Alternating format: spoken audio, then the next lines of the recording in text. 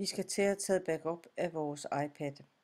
Jeg har sluttet iPad'en til med et USB-kabel og åbner nu iTunes.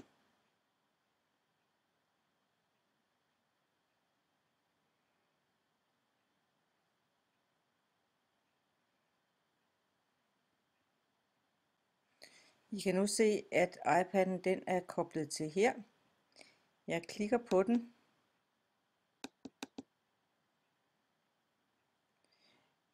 I kan så se, at jeg kan sikkerhedskopiere til iCloud. Det vil for de flestes vedkommende ikke rigtig kunne lade sig gøre, da I har for meget på jeres iPad. Så derfor så skal vi lave en kopi på denne computer, så I klikker lige her.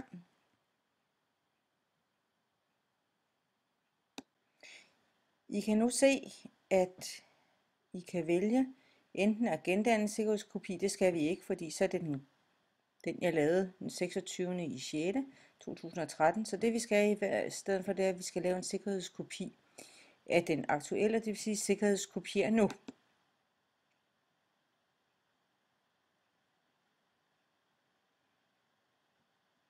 Og der kan I se, at der er nogle apps, som ikke findes i biblioteket, om jeg vil kopiere dem, og det vil jeg selvfølgelig gerne.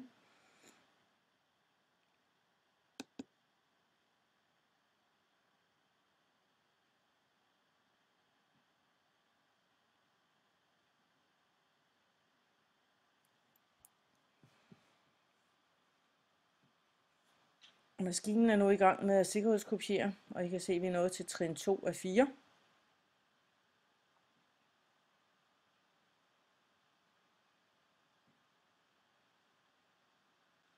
Det tager sin tid. I kan se, at vi er stadigvæk på trin 2 af 4. Så jeg slukker lige for den og starter den op igen om lidt. Inden vil jeg lige gøre opmærksom på, at I kan se, hvor meget jeres iPad den har af kapacitet. I kan også se, hvor meget af den der er brugt. Og I kan også se, hvad det er for et system, I faktisk har på jeres iPad. Og der kan I se, at jeg har faktisk en nyere version, som ikke er installeret på min, så den vil jeg så installere lige bagefter det her. I kan se, at jeg har faktisk fravalgt at kryptere lokal sikkerhedskopi. Det vil sige, at de sikkerhedskoder, som jeg har lagt, eller de adgangskoder, jeg har lagt på min iPad, de bliver ikke kopieret med over. Men det mener jeg ikke er nødvendigt. Men det kan jo være, at I skal krydse af, hvis I ikke kan huske alle jeres sikkerhedskoder. Nu vil vi lige være færdige med trin 2.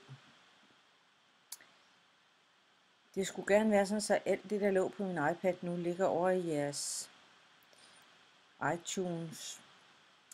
Det, der er min erfaring fra, jeg har gjort det tidligere, det er, at alt det, der ligger i iBooks, det er ikke kommet med. Så det skal I faktisk lige sørge for at få kopieret over også, hvis ikke I vil skulle have til at installere det igen.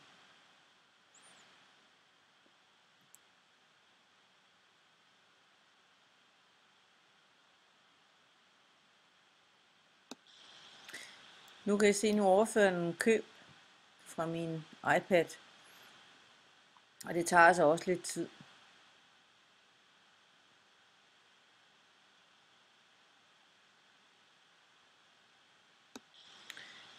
Der kan I se, hvor mange forskellige køb jeg har lavet, og det er jo selvfølgelig ikke alle sammen, jeg har betalt penge for. Men hver gang man downloader en app, så er det altså dem. Så 359 har jeg indtil videre downloadet. Det er ikke alle, der ligger konstant på min iPad, men vi skulle nu være færdige. Nu, det eneste, der mangler, det er jo sådan set de ting, der ligger i iBooks. Og jeg prøver lige at gå ind og kigge her på min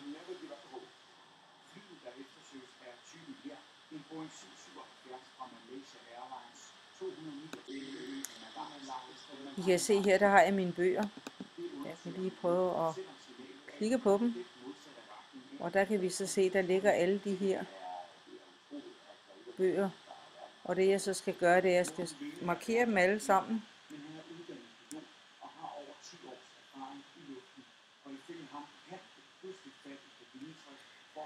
Og så siger jeg dem vil jeg gerne have kopieret.